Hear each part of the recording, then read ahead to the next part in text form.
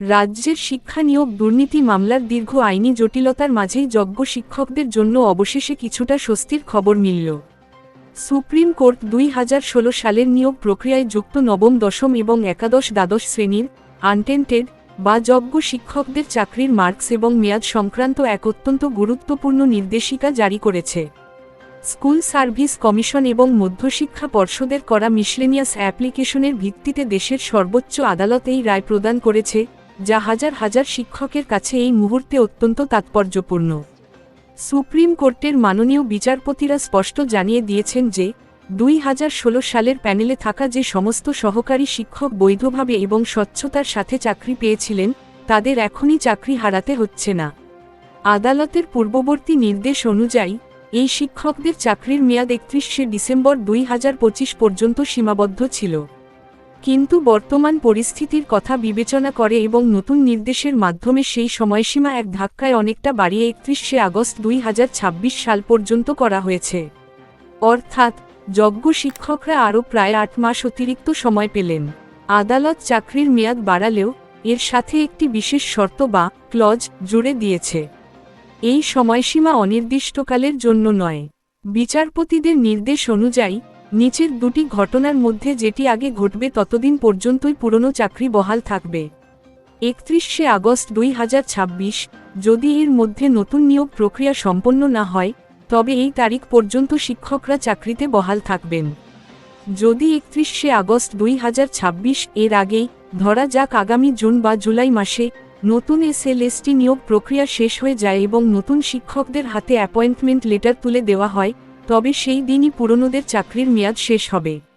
এরপর তাদের নতুন প্রক্রিয়ার মাধ্যমেই চাকরিতে আসতে হবে। এই রায়ের সবচেয়ে উল্লেখযোগ্য দিক হল সুপ্রিম কোর্টের শব্দচয়ন।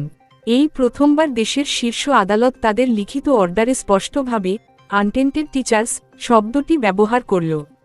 এর অর্থ হল, আদালত স্বীকার করে নিল যে যারা 31শে ডিসেম্বর পর্যন্ত কর্মরত ছিলেন এবং যাদের নিয়োগে কোনো দুর্নীতির দাগ নেই, তারা আইনত বৈধ এবং যোগ্য।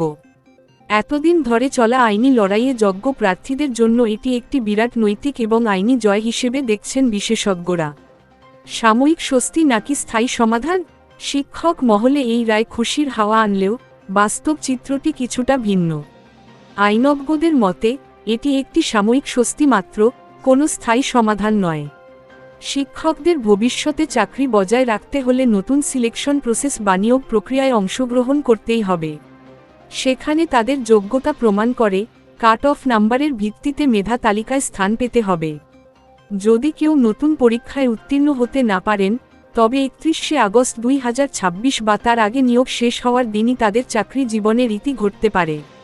পাশাপাশি শুনানিকালে জমা পড়া বেশ কিছু মিসলেনিয়াস অ্যাপ্লিকেশনকে ত্রুটিপূর্ণ বা ডিফেক্টিভ আখ্যা দিয়ে খারিজ করে দিয়েছেন বিচারপতিরা।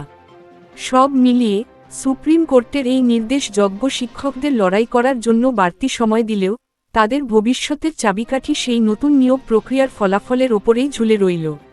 যোগ্য শিক্ষকদের দাবি তাদের সুবিচার চাই, অভিজ্ঞতার 10 নম্বর নিয়ে জটিলতা কাটানোর দায়িত্ব এসএসসিকে নিতে হবে, আর বর্তমানে চাকরিরত শিক্ষকদের নতুন নিয়োগে সুযোগ দেওয়া উচিত নয়, নতুনদের সুযোগ দেওয়া উচিত, বেকারদের সুবিচার দিতে হবে। এই সমস্ত বিষয়ে আগের ভিডিওতে আলোচনা করা হয়েছে, ওপরে লিংক দেওয়া রইল। আমাদের কাজ আপনার ভালো লাগলে এই ইউপিআই কিউআর কোডটি স্ক্যান করে কিছু কন্ট্রিবিউশন করতে পারেন। আপনার এই সাহায্য আমাদের কাছে অনেক বড় উপহার। আপনাকে অনেক অনেক ধন্যবাদ। নমস্কার বন্ধুরা, আজকের এই আপডেট বিষয়ে আপনাদের কোনো বক্তব্য থাকলে অবশ্যই নিচে কমেন্ট করে জানান। আমরা আপনাদের সমস্ত প্রশ্নের উত্তর দেব এবং সমস্ত সমস্যার সমাধান করার আপ্রাণ চেষ্টা করব। ভিডিওটি ভালো লাগলে প্লিজ লাইক শেয়ার করে দেবেন। আর এই ধরনের আপডেট মিস না করতে চাইলে অবশ্যই আমাদের টেক গ্লোবাল ইউটিউব চ্যানেলকে সাবস্ক্রাইব করে পাশের বেল আইকনটি বাজিয়ে দিন। পরবর্তী ভিডিও আপনাদের স্ক্রিনে দেওয়া হলো। ধন্যবাদ।